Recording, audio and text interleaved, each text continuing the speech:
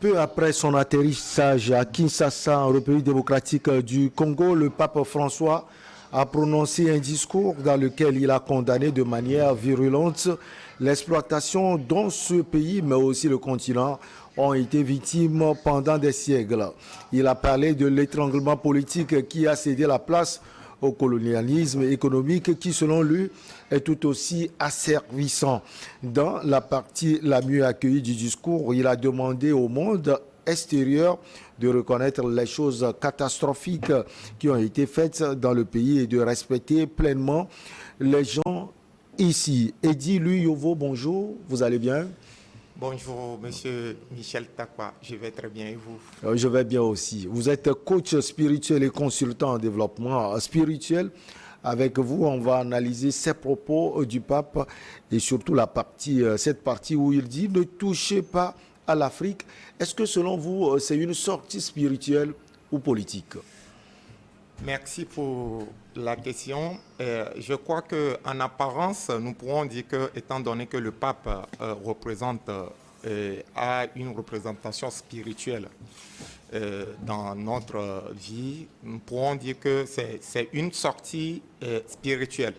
Mais lorsque nous vérifions le fond des choses, la sortie du pape n'est pas différente de la sortie d'un président qui fait sa campagne en fait. Donc je crois que c'est aussi politique comme spirituel sa sortie.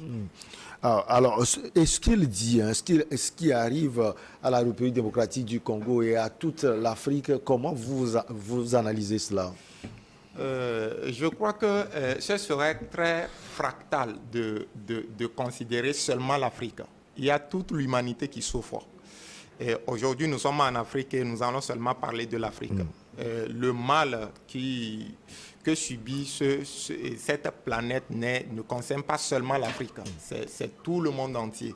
Mais si nous prenons le cas de l'Afrique, certes que c'est palpable devant nous, c'est nous qui subissons les choses. Mais sa sortie est phénoménale du point de vue religieux. Mais dans le fond des choses, parlant pour moi, ce n'est pas ça. Parce qu'il y a certaines choses qui doivent être dites et d'autres qui doivent être faites. Mais lorsqu'on dit ce qui doit être fait et on fait ce qui doit être dit, pour moi, je suis un peu réticent. Par exemple, je dois dire bonjour. Je ne peux pas faire bonjour. Je dois te donner un cadeau. Je ne peux pas dire ce cadeau. C'est deux choses différentes. La paix n'est pas quelque chose qu'on doit dire. On ne doit pas prôner la paix par la parole. La paix, c'est un comportement. Donc, inviter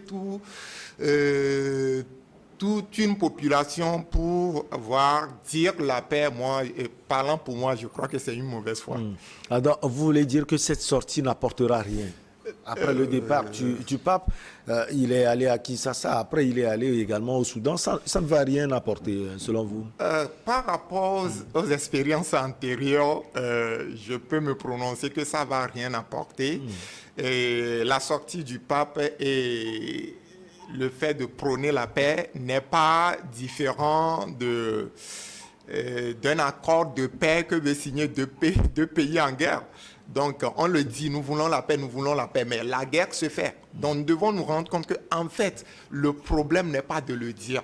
Il y a des choses à faire et il y a des choses à dire. Je peux te dire bonjour, mais je ne peux pas faire le bonjour. Je peux faire la paix, mais je ne peux pas dire la paix. C'est quelque chose que je sais que nous, les êtres humains, nous avons tendance à fonctionner seulement sur des normes conventionnelles, c'est-à-dire le moule dans lequel on nous a formaté, c'est-à-dire nous sortons exactement, nous réfléchissons de la manière dont on nous a imposé nos conditionnements de réfléchir. Mais quand vous vérifiez les choses par vous-même, vous savez, vous ne pouvez pas prôner même la paix dans votre maison si vous-même, vous ne pouvez pas incarner cette paix-là. Et puis, on s'attarde aussi trop on s'attarde aussi trop aux faits. On ignore les causes. Alors que nous savons bien qu'en fait, ce sont les causes qui produisent les faits. On ne fait que constater les choses. Alors qu'il y a des plans à suivre, des actions à poser pour pouvoir obtenir certains résultats. Maintenant, on laisse les actions qu'on doit poser, on s'intéresse simplement aux résultats qui s'affichent devant nous. Et moi, si on me met à la place du pape, je ne condamne pas ce qu'il fait, mais moi, je le ferai autrement. Je ne sais pas si ce qu'il fait est bon ou mauvais, mais en tout cas, personnellement, moi, je le ferai autrement. J'aurais préféré que cela soit une action. Et je vais m'orienter, pas vers les affligés, je vais plutôt aller vers les coupables. S'il y en a, je préfère aller dire à un pays qui attaque l'autre, cesse d'attaquer ton frère, plutôt que d'aller vers les victimes. Autrement dit, parler plutôt peut-être au Rwanda, qui, selon les gens, attaque la République démocratique du Congo par le biais du M23. Alors, est-ce que vous reprochez quelque chose à l'Église, j'allais dire, par rapport à la gestion de ces crises en Afrique, parce que l'Église est implantée en Afrique?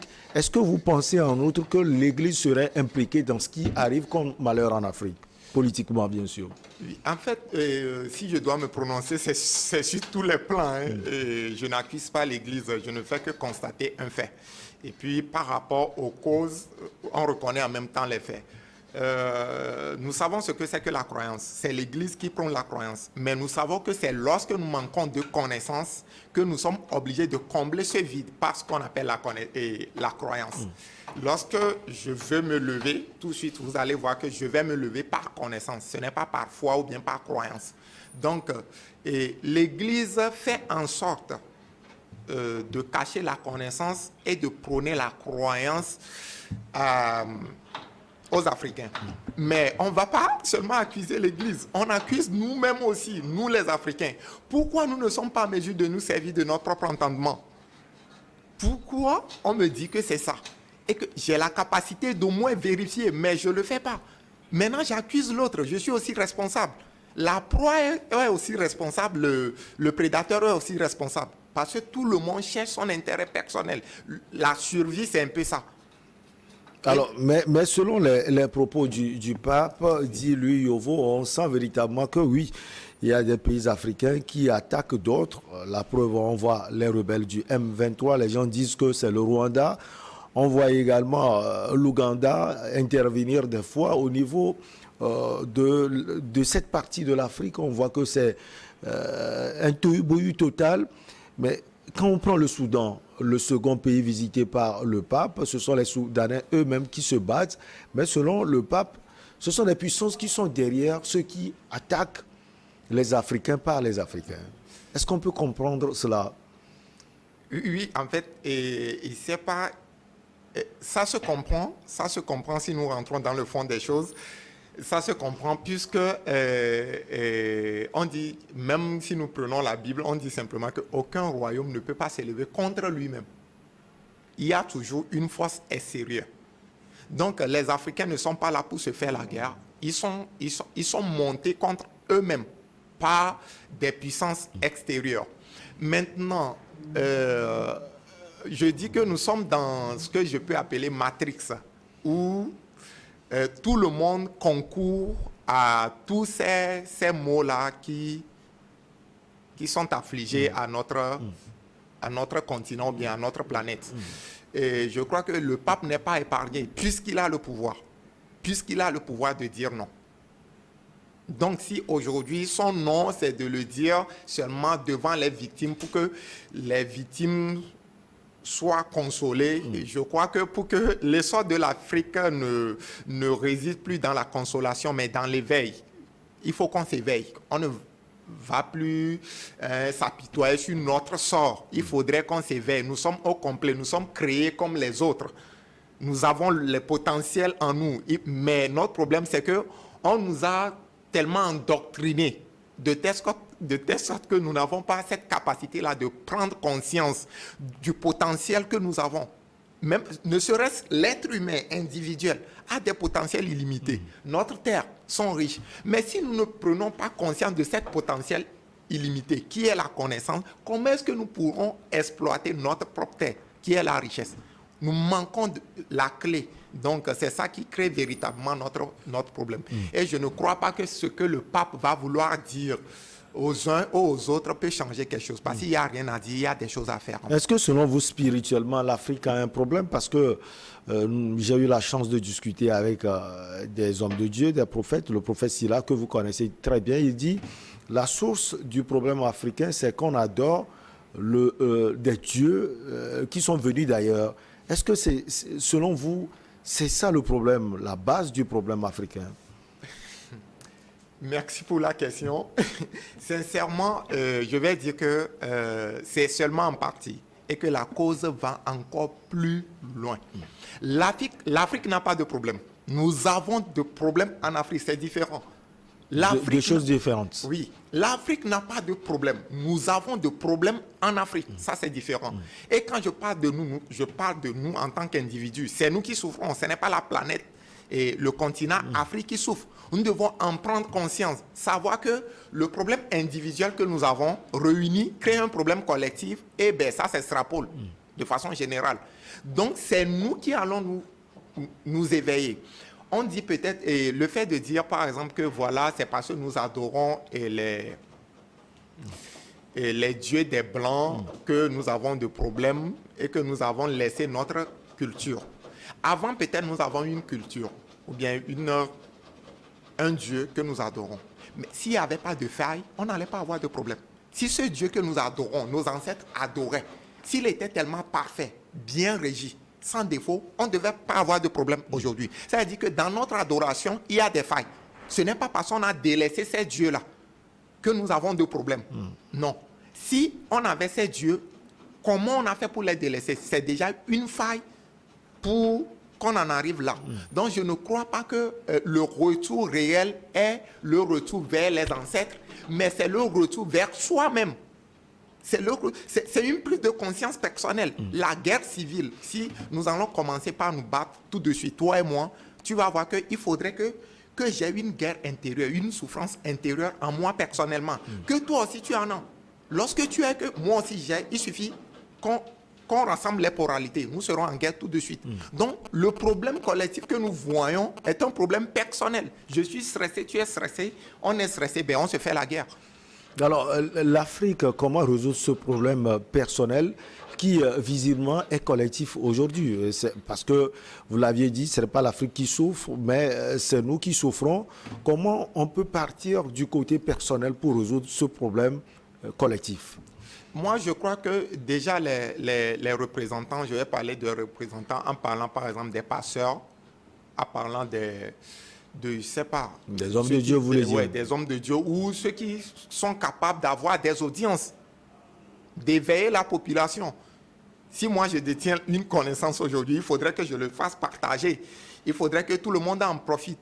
Mais il faudrait que je sois éveillé à ce que je n'induis pas des gens en erreur. Il ne faudrait pas que je nourris mon ego, soit disant que voilà, je connais ça, et que la vie doit être régie de la manière dont moi je le dis.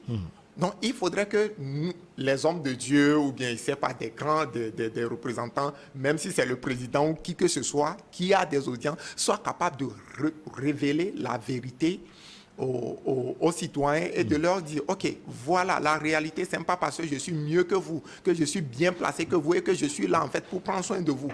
La réalité, c'est que nous sommes dans les mêmes bains. On se noie tous. Et qu'il faudrait que tout le monde s'éveille du fait qu'on se noie et que tout le monde cherche à sortir. Il ne faudrait pas que quelqu'un rabat et voilà, et son dessein sur quelqu'un d'autre. Il faudrait qu'on s'éveille, c'est tout. Alors, le pape est allé loin. Il a demandé au monde extérieur de reconnaître les torts causés à l'Afrique politiquement. On sait que ça va être difficile. On est en train de voir le schéma, le monde occidental ou les autres, demander pardon à l'Afrique ou bien reconnaître les torts. Mais est-ce que spirituellement, ça peut se faire, selon vous? Je crois que même si ça se fait, ça ce serait pas flatterie. Parce qu'il ne suffit pas, je dis que le vrai problème n'est pas le fait d'avoir la volonté de demander pardon. Lorsque tu es du genre à demander pardon, c'est qu'il y a une force qui a de l'emprise sur toi.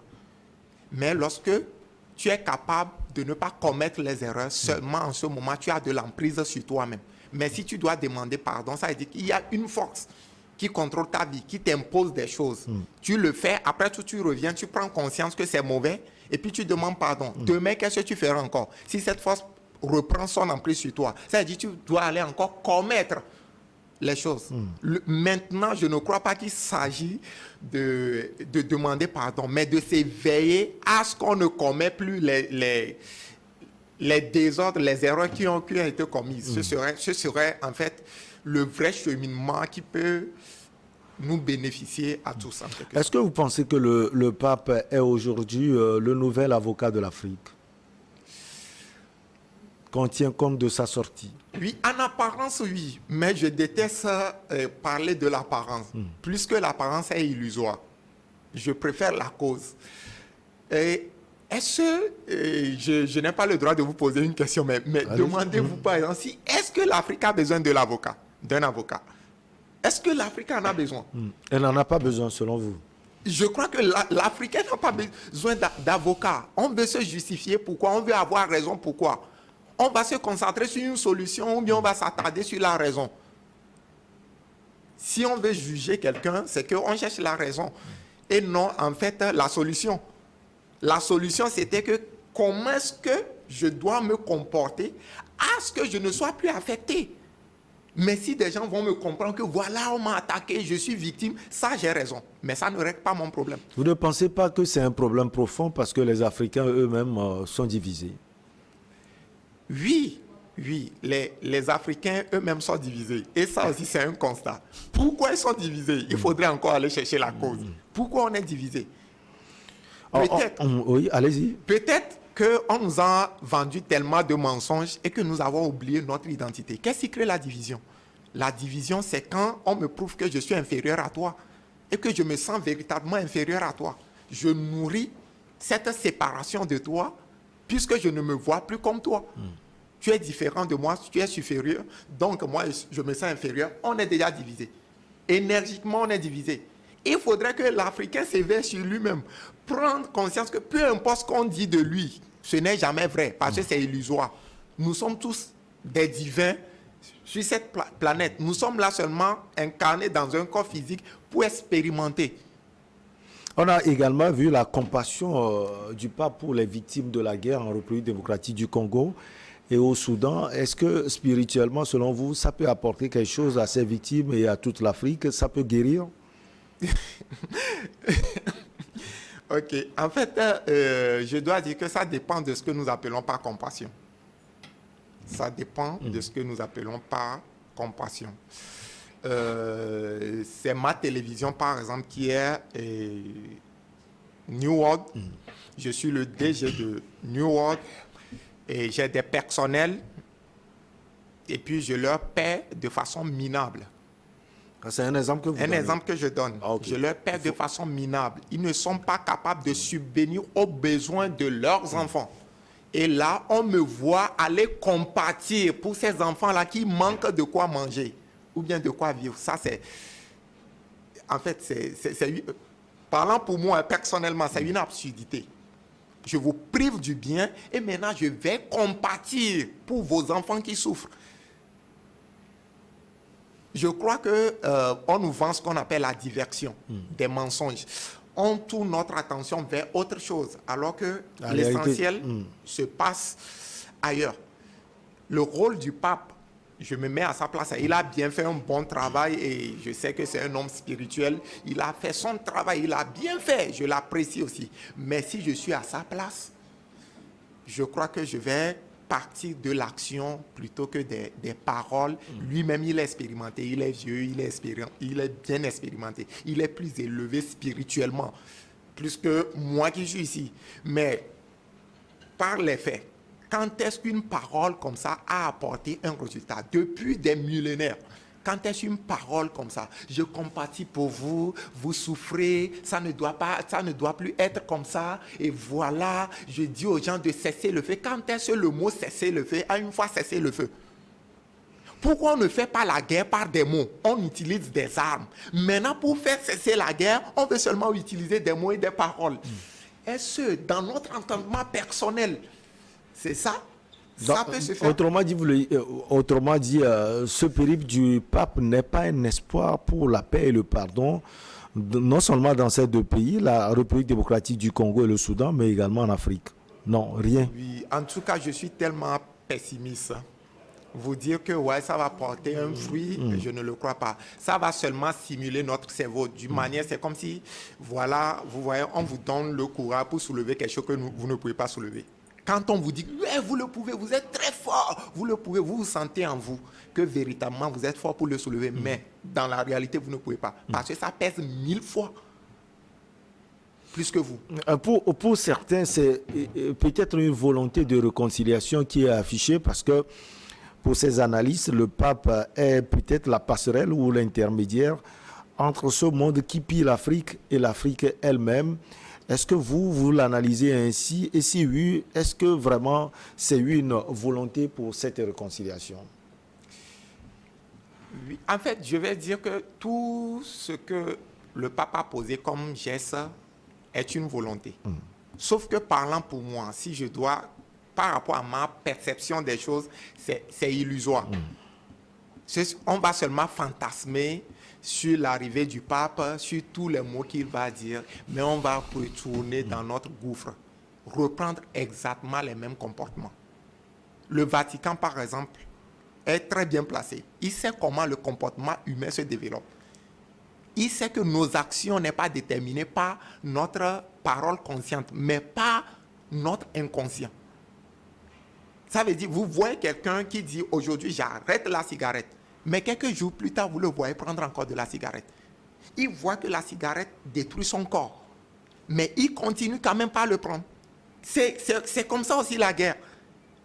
Tu sais que ça me fait mal en fait, mais comme tu es conditionné, c'est comme si tu es pris au piège par la guerre, ben, tu ne peux pas t'en passer. On peut beau le dire, tu vas dire d'accord, je ne veux plus la guerre, je prends la paix, mais tôt ou tard, les émotions de guerre vont encore être réveillées. Puisque les stimuli du dehors sont là pour te stimuler à la guerre. L'autre va t'offenser. Donc, je ne crois pas qu'une parole comme ça, très ornée je sais pas, de sérénité ou bien de quoi que ce soit, peut véritablement. Alors, même à la jeunesse, l'avenir de l'humanité, rien à retenir.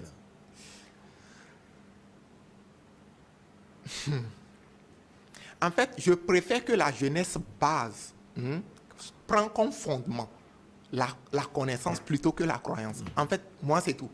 Je préfère que la jeunesse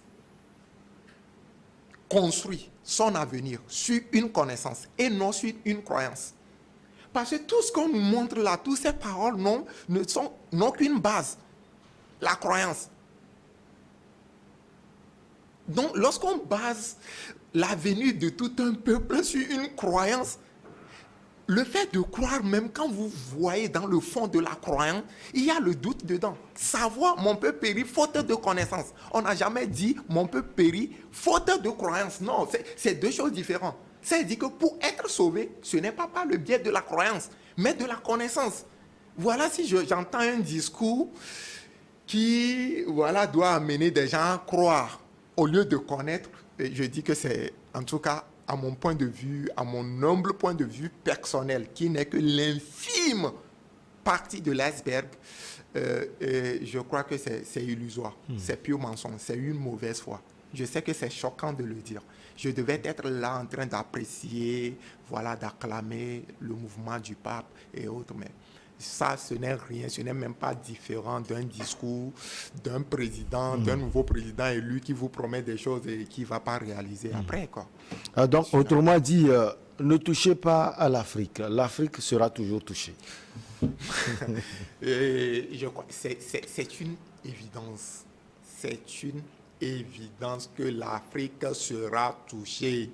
Puisque ce n'est pas l'Africain même qui décide de ne plus être touché, c'est quelqu'un qui vient décider à sa place. Quand tu vois le comportement de l'Africain, on doit toujours le toucher. Tant que tu es la proie, le prédateur sera là pour t'attaquer.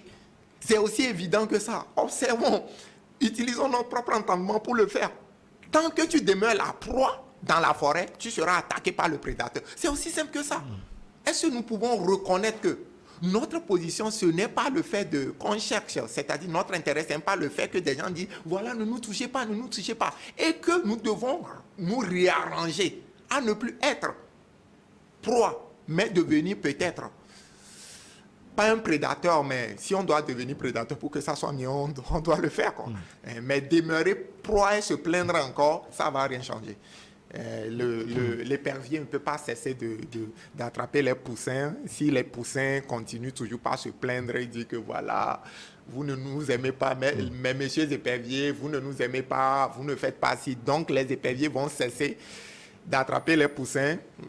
Par vous-même, vous verrez que ce n'est pas aussi évident que ça. Ça a été un plaisir de vous avoir sur ce plateau. Nous sommes à la fin. Vous avez sans doute un dernier mot, un message à envoyer à toute l'Afrique, à sa jeunesse et à l'humanité.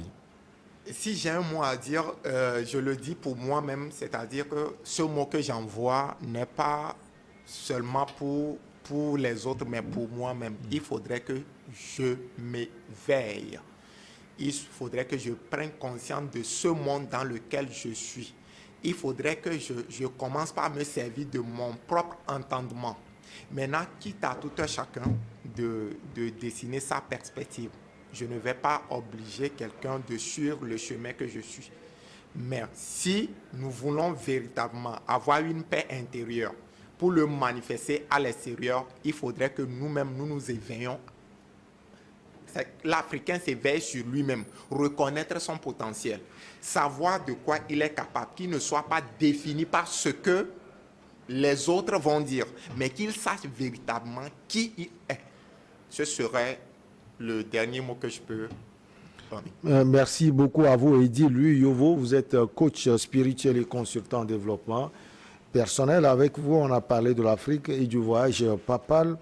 C'était en République démocratique du Congo et au Soudan. Ne touchez pas à l'Afrique, ce sont les propos du pape François. On va marquer la pause pour le journal et après on reçoit nos invités pour votre émission politique Regard croisé.